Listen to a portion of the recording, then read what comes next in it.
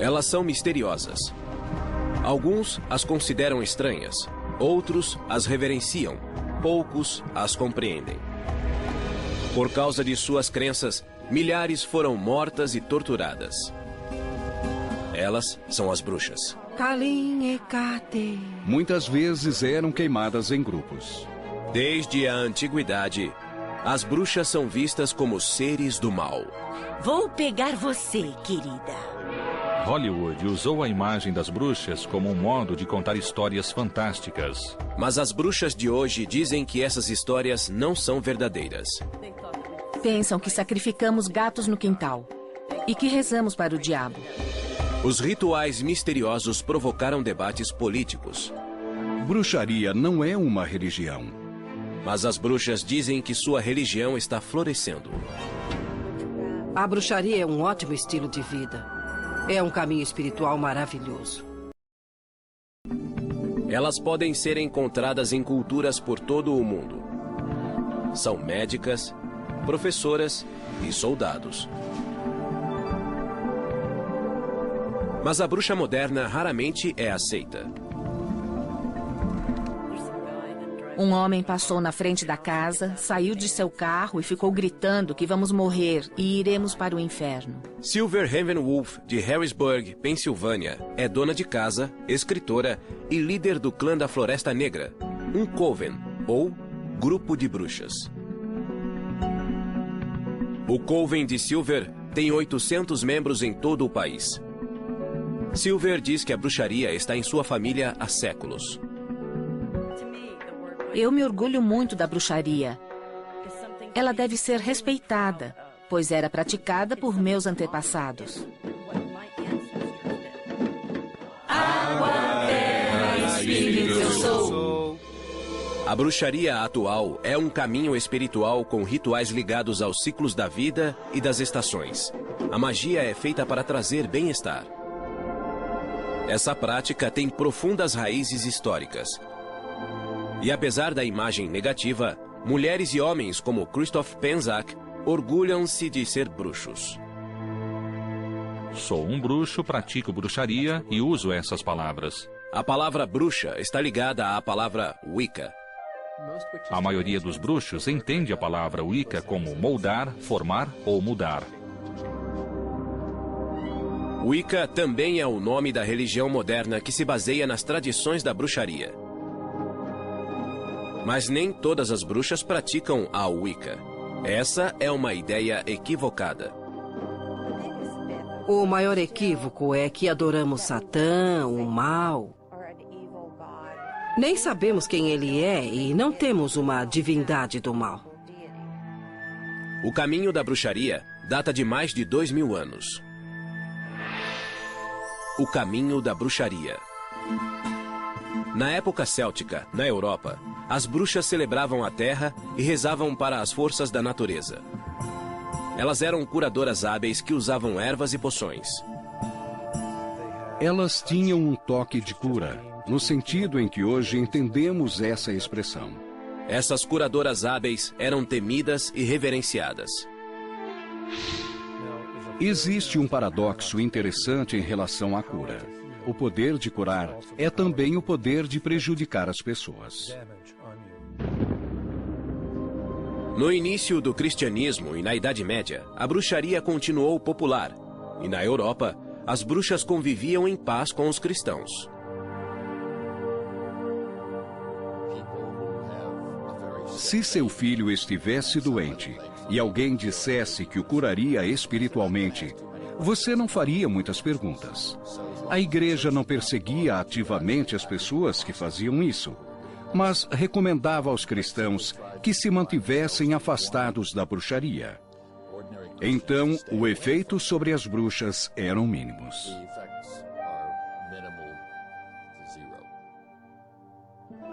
Em 1231, a Igreja Católica Romana criou a Santa Inquisição para capturar heréticos. No século XIII, as autoridades cristãs reprovaram a bruxaria, pois acreditavam que as bruxas adoravam o demônio.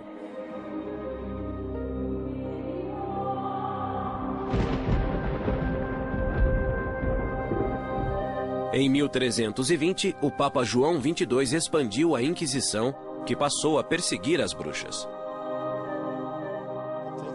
É um grande salto passar da crença que os heréticos ligavam-se ao demônio para a afirmação de que a magia sobrenatural estava associada ao diabo e era tão perigosa quanto a heresia.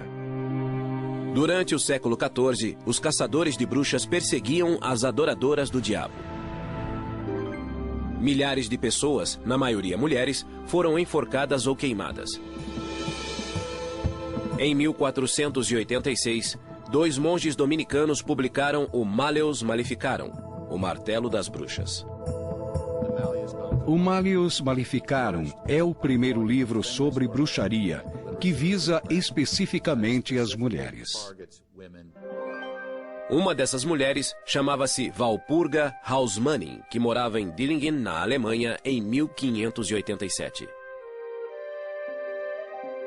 Walpurga era parteira há 19 anos, mas quando houve uma série de mortes de bebês, suspeitou-se que fosse bruxa. O que provocava suspeitas contra uma parteira era um parto aparentemente normal que não acabava bem, e o bebê morria sem um motivo claro. Se o bebê nascia deformado e morria, havia uma explicação racional.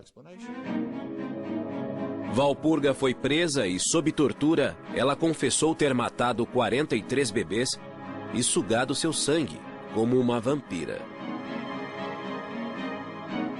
A tortura só parou quando ela confessou aquilo de que era acusada.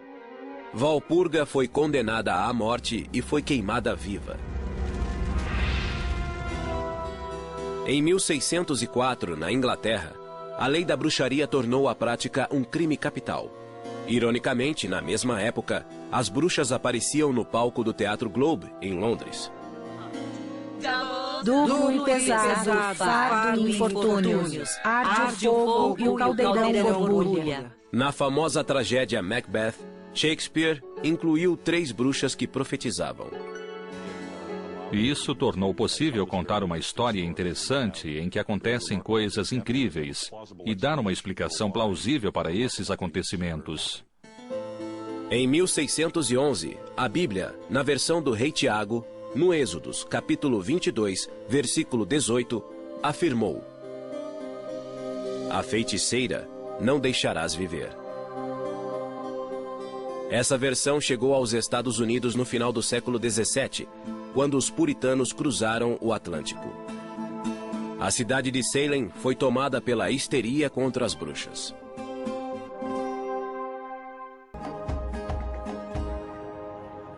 Hoje, Salem atrai milhares de visitantes na época do Halloween para o festival Acontecimentos Assombrosos.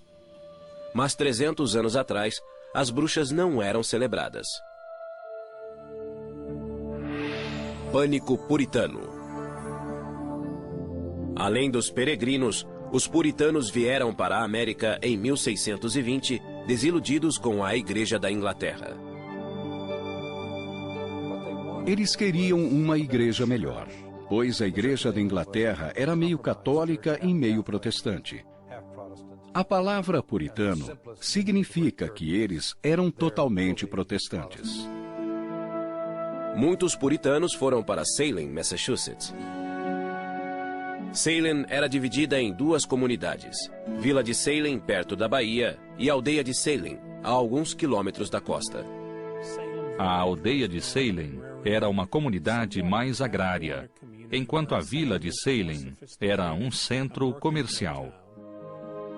A paróquia da Aldeia de Salem era guiada pelo reverendo Samuel Parris. Sua esposa, Elizabeth, era doentia, e eles moravam com 2 filhas, um filho e uma sobrinha. Foi em sua casa, no inverno de 1692, que a histeria das bruxas começou. Em 1692, aconteceu uma confluência de diversas perturbações sociais, econômicas e religiosas. Nessa época, a Aldeia de Salem era uma comunidade arrasada, pronta para que algo ruim acontecesse. O reverendo Parris deixava a filha Betty, de 9 anos, e a sobrinha Abigail, de 11 anos, com Tituba, sua escrava. Ela era uma índia arawak caribenha negra, trazida de Barbados pelo reverendo Parris. Certo dia, Tituba contou histórias fantasiosas de sua vida em Barbados, incluindo magia e voodoo. O segredo logo se espalhou para outras meninas na aldeia que se juntaram ao trio mágico. As meninas liam a sorte colocando clara de ovos em água, identificando uma forma e prevendo com quem se casariam. Isso era contrário à crença puritana. Um pouco depois, Betty e Abigail começaram a agir de modo estranho e a entrar em transe. O médico da aldeia não encontrou motivo físico e afirmou que era espiritual, um trabalho de bruxaria. Esse diagnóstico combinava com a crença puritana de que os espíritos vivem em uma realidade invisível. Logo, outras meninas na aldeia apresentaram os sintomas. Em vez de separá-las, eles as colocaram juntas, o que foi uma ideia ruim. É como uma reação em cadeia.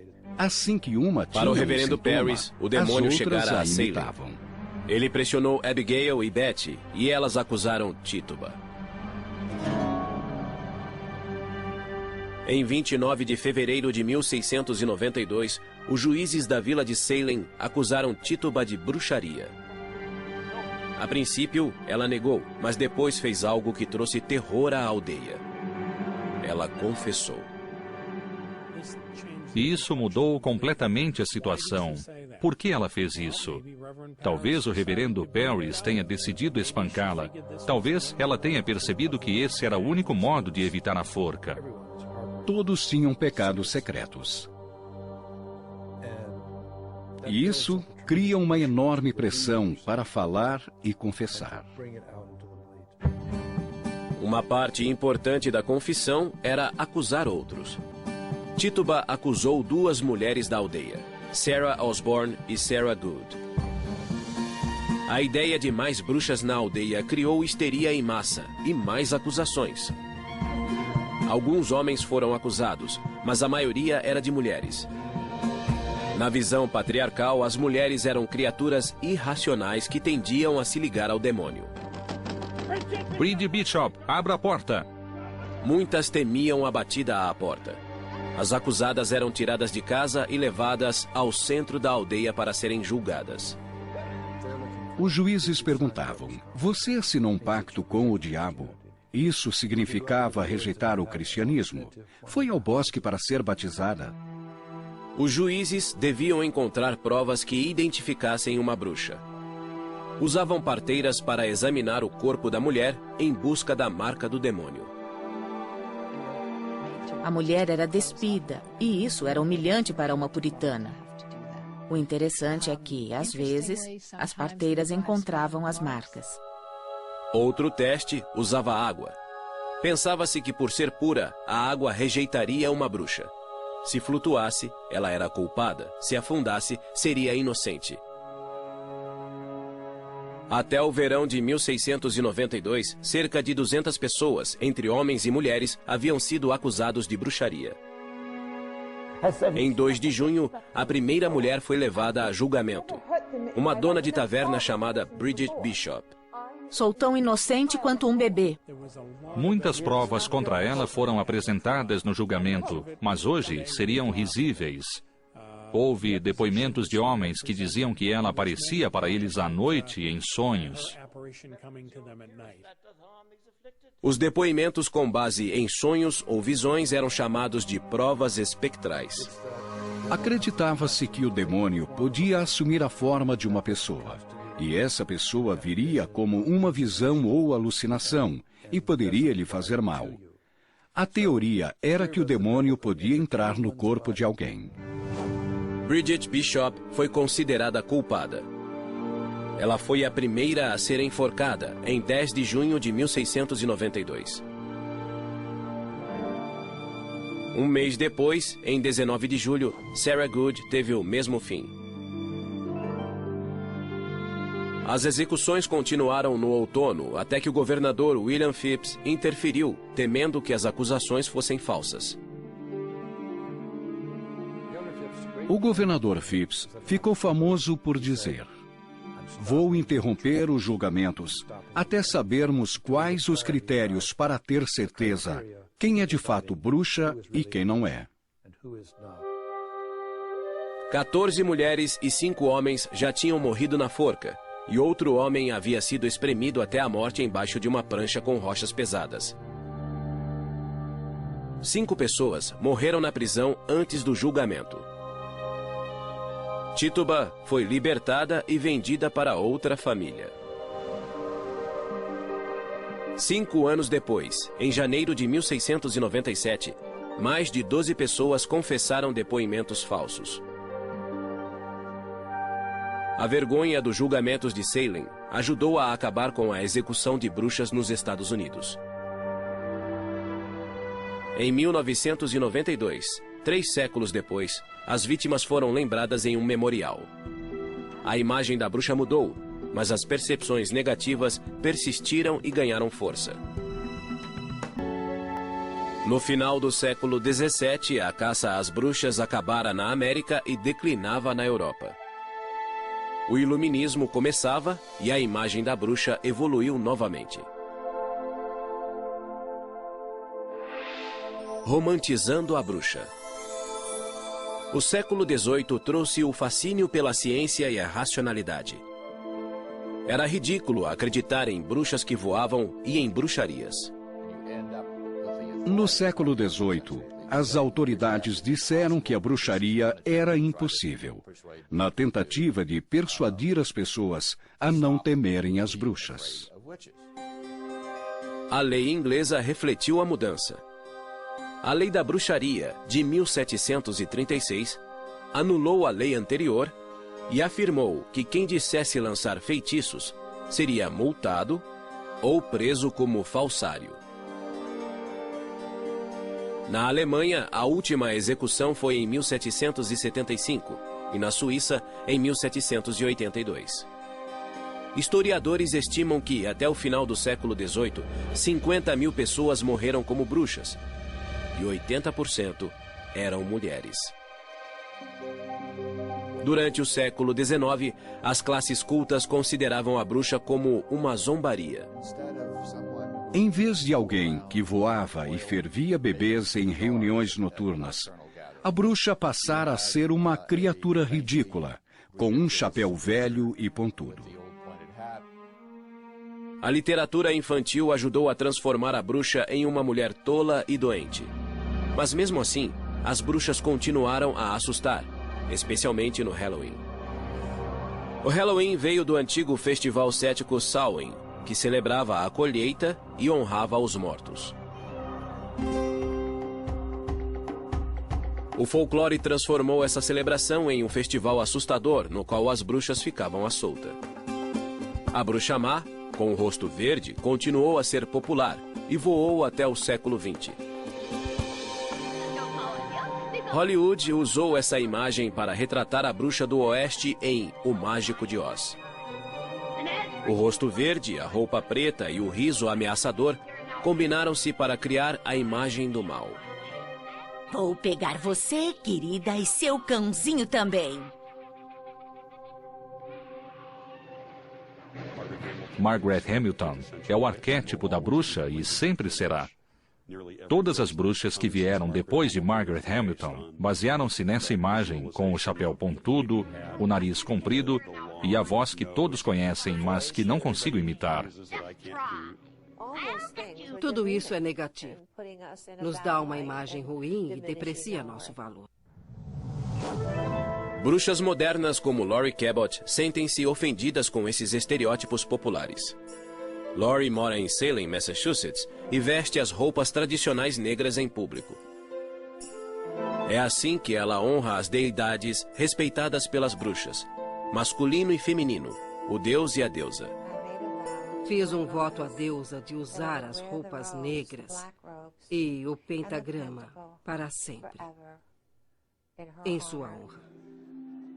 Para Laurie, Ser uma bruxa é uma jornada espiritual guiada por uma antiga tradição. A bruxaria é um bom modo de vida e um caminho espiritual, um caminho científico, que é igual ou superior a todas as outras religiões.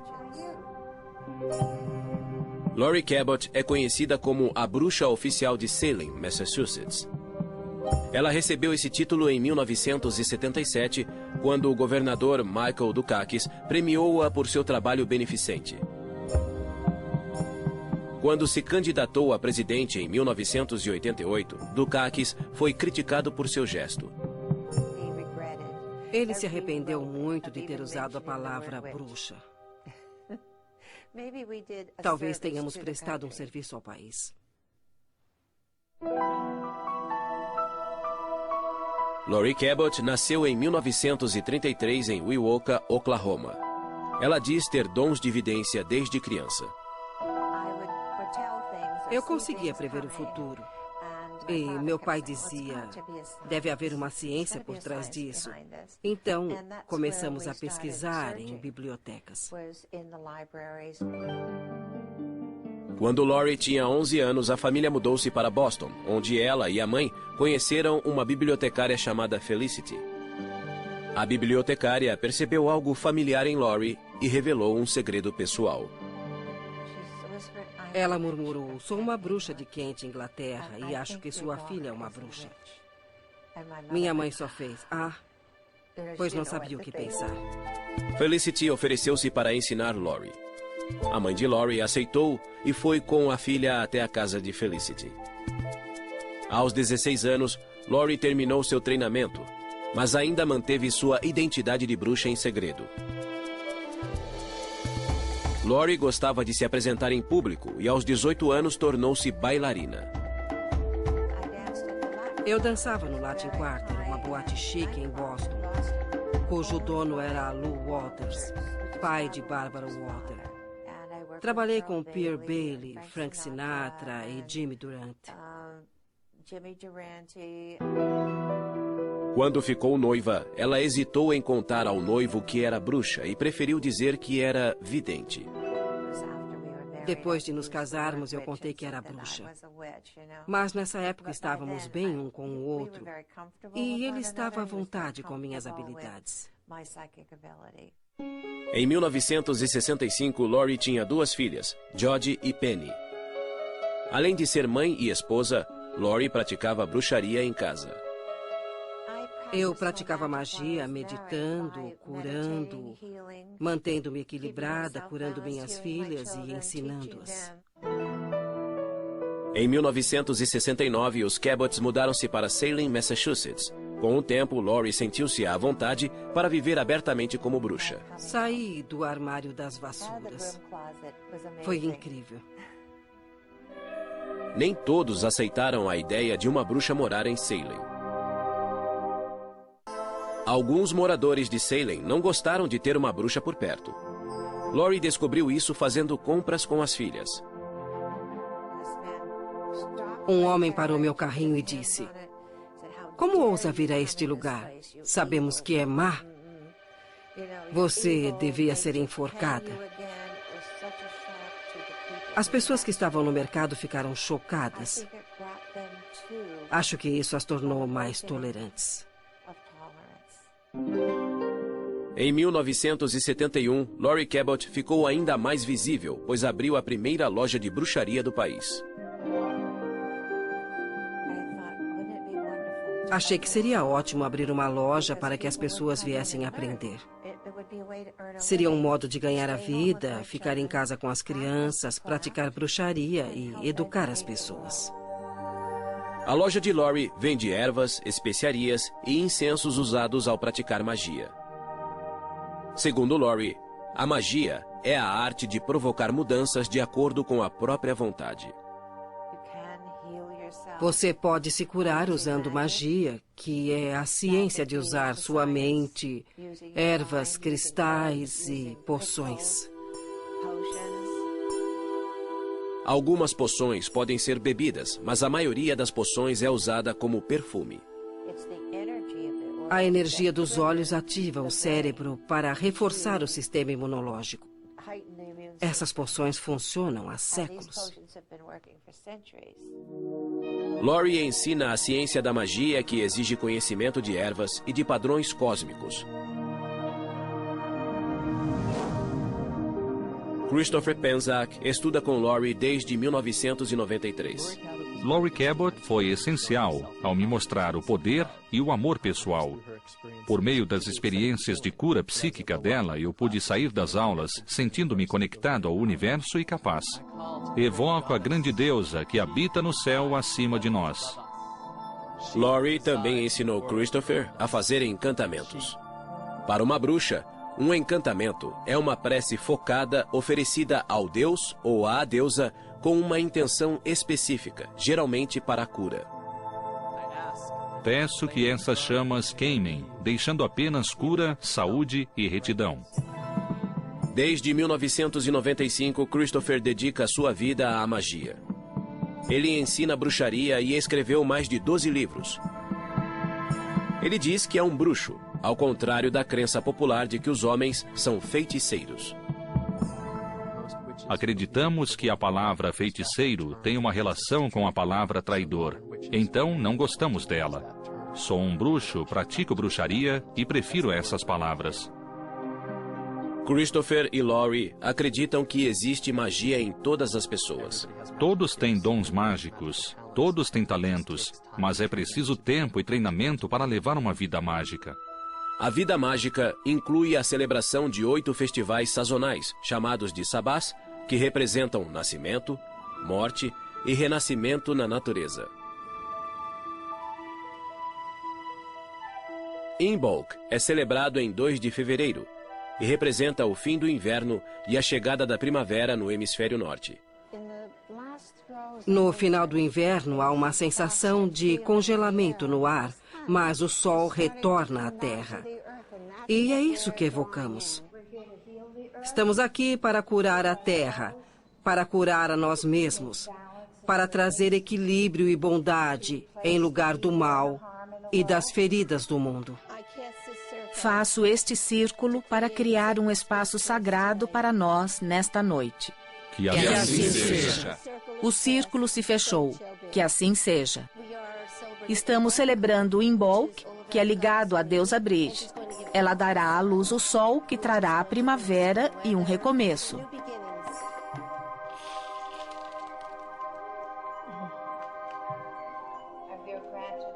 Recebemos os dons do fogo, espírito, amor e cura. Todas as artes mágicas. Usamos sementes de girassol. O que é melhor que o sol voltando à Terra? Tomamos essas sementes e as levantamos sobre a cabeça. Esperamos que renovem a Terra. Abençoamos as sementes e as levamos para casa, para plantá-las, para que comecem a crescer. Alegria se encontra, alegria se separa e se encontra de novo. Sim!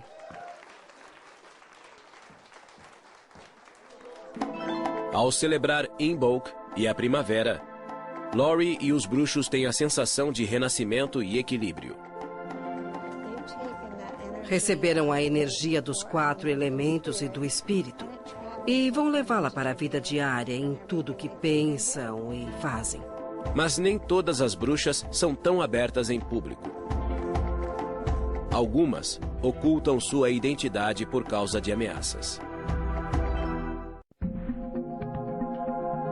As bruxas realizam rituais de cura há mais de 2000 anos e muitas continuam nessa tradição. Nos reinos poderosos. Às vezes elas se reúnem em círculos para rezar por cura e honrar os ancestrais. Segredos de uma bruxa. Silver Ravenwolf afirma descender de bruxas. Ela mora na Pensilvânia e escreveu vários livros de bruxaria, mas usa um pseudônimo. Assumi um pseudônimo porque moro em uma cidade pequena e sabia que haveria discriminação contra minha família. E assim foi. Seus antepassados foram perseguidos e em 1679 fugiram da Alemanha para a Pensilvânia. E com eles, trouxeram a tradição mágica da cura pela fé. Sem uma bênção. Silver diz que os cantos datam dos anos 1300. Sem uma bênção. Sem uma bênção. Sem uma bênção.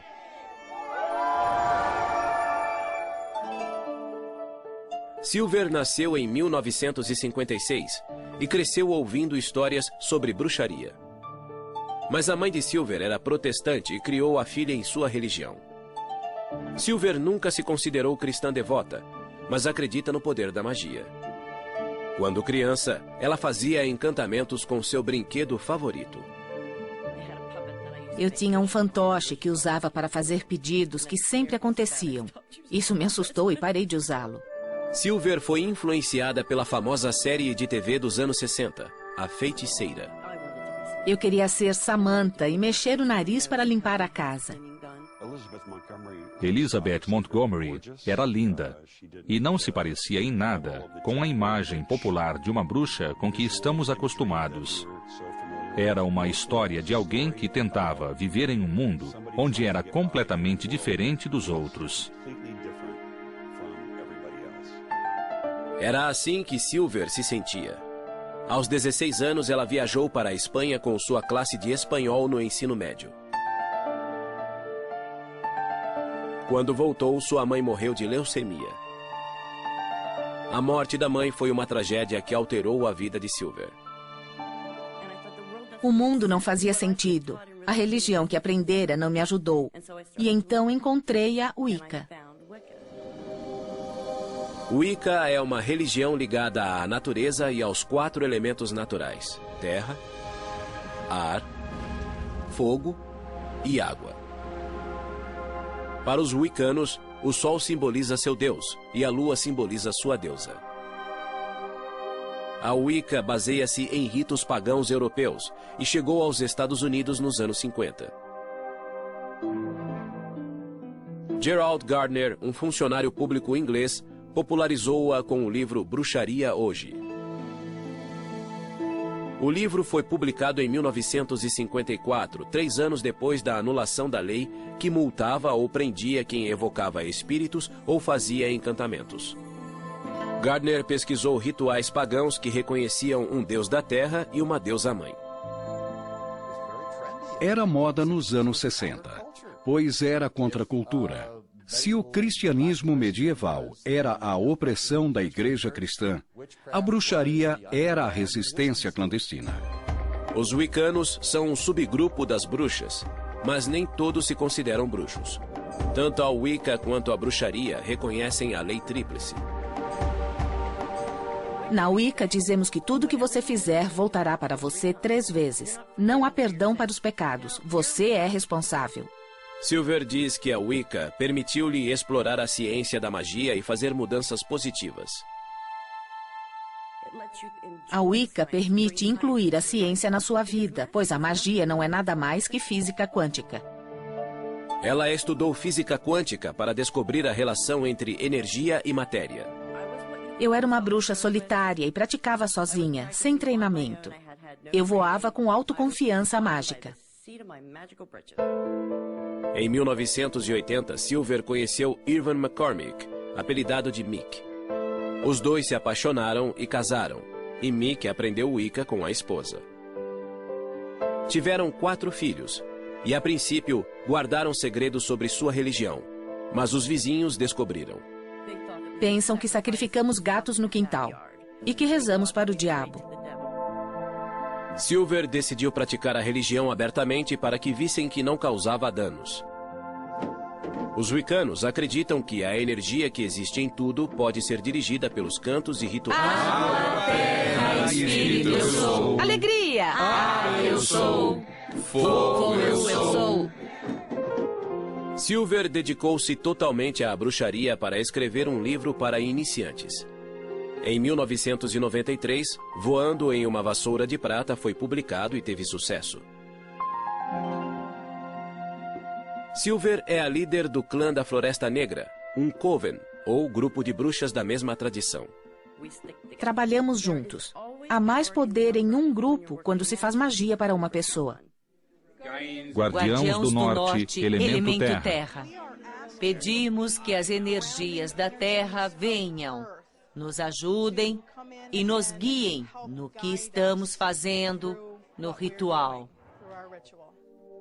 Silver usa a magia de seus ancestrais para murmurar preces de cura. Funciona se murmurar cantos silenciosos que ninguém ouve. Você sabe o que diz, mas nem a pessoa com quem trabalha ouvirá.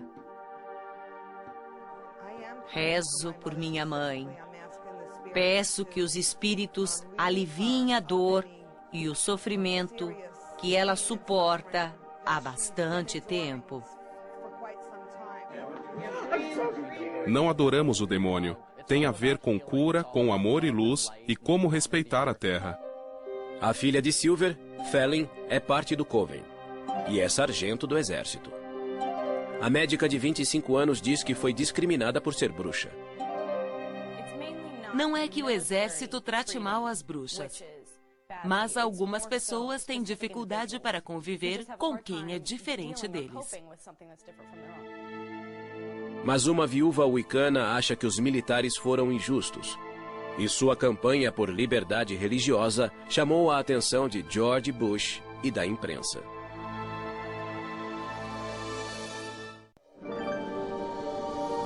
O modo como as bruxas são percebidas e tratadas evoluiu muito.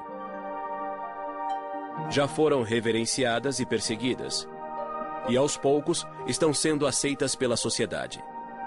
Mas ainda existe discriminação, como a wicana Roberta Stewart descobriu. Em 1978, a Wicca foi reconhecida como uma religião legítima nas Forças Armadas. Mas em 1999, George Bush disse que não acreditava em bruxaria. Em uma entrevista à televisão, ele disse que se opunha a uma decisão militar de permitir rituais da Wicca em Fort Wood, no Texas. Respeito à liberdade de expressão, mas acho que bruxaria em propriedade do governo é ir longe demais, pois a bruxaria não é uma religião. Ele enfureceu os wiccanos como Roberta Stewart, cujo marido Patrick era wicano e militar. Fiquei chocada como profissional e esposa. Como ele pôde fazer isso a uma fé e aos soldados? Em 25 de setembro de 2005, Patrick Stewart estava em um voo de rotina sobre o Afeganistão. Na volta para a base, o helicóptero foi atingido por um míssil. E os 5 tripulantes morreram. Depois da morte do marido, Roberta foi informada que o Departamento de Veteranos não permitiria que o pentagrama, um símbolo da Wicca, fosse gravado na lápide. Fiquei chocada ao saber que nossa fé não era reconhecida e que eu não poderia gravar o pentagrama. Simplesmente comecei a chorar. Embora os militares reconhecessem a Wicca como uma religião legítima, o Departamento de Veteranos não aceitava que seu símbolo fosse gravado em lápides. Desde 1997, wiccanos discutiam com o Departamento de Veteranos. Eu não ia permitir que desonrassem meu marido e nosso amor. Então me preparei para a luta. Redenção. Em 2005, o Departamento de Veteranos permitia que 38 símbolos fossem gravados nas lápides, mas havia discriminação, pois o pentagrama da Wicca não era um deles. O secretário do Departamento de Veteranos me disse que não permitiam o pentagrama porque não aceitavam o Wicca como religião. Em 2006, Roberta levou seu caso à Justiça do Estado de Nevada. O memorial de Patrick Stewart está em um cemitério administrado pelo poder público sob a jurisdição do governo de Nevada. Em 19 de novembro de 2006, Roberta pôde gravar o pentagrama na lápide de Patrick, no memorial de veteranos em Fairlane, Nevada. Percebi que não podia parar nisso, pois além de Patrick, havia outros soldados wiccanos ou pagãos. Roberta e o grupo Santuário do Círculo processaram o Departamento de Veteranos. Em 23 de abril de 2007, o departamento concordou em incluir o pentagrama entre os símbolos aceitos. Por fim, Roberta recebeu um telefonema do presidente Bush. Ele se desculpou e fez comentários sinceros, dizendo que nunca negaria a liberdade de religião a um soldado. Isso encerrou o caso para mim. Os wiccanos de todo o país celebraram essa vitória que reafirmou a liberdade de religião para os militares. Aquela lápide, aquele soldado e os outros que morreram por nós deram uma contribuição enorme ao país e à nossa fé. Simplesmente enorme. Desculpe. Sinto um pouco de paz por saber que ele não morreu só pela guerra, mas morreu por uma causa e por nossa fé. Apesar da maior aceitação das bruxas, a cultura popular ainda é ambivalente diante delas. Em 1999, o filme A Bruxa de Blair as retratou como assustadoras. O público não vê uma bruxa nesse filme. Praticamente não se vê nada, além de movimentos de câmera. Mas o que funcionou nesse filme foi o medo do desconhecido. A série de TV Charmed evocava a imagem da mulher forte e independente que também era bruxa. Barry Spelling criou uma história interessante com bruxas boas, mas elas também eram muito atraentes. Muitas bruxas sentem-se incompreendidas e esse é o tema central do musical Wicked. Na verdade, nenhuma das bruxas é má. Uma delas está um pouco perdida, e Elphaba só quer amor e aceitação porque é verde em um mundo em que os outros não são. Embora a bruxa continue a ser verde nos mitos antigos e na cultura moderna, as bruxas reais dizem que não existem bruxas más. Não é preciso fazer o mal para que as coisas aconteçam ou sejam corrigidas. Podemos neutralizar o mal e nos proteger. Por que seríamos más? As bruxas de hoje trabalham para que a palavra bruxa soe positivamente. Ser uma bruxa me dá força e faz com que eu me sinta bem. Isso me traz tanta energia que sinto que posso fazer qualquer coisa.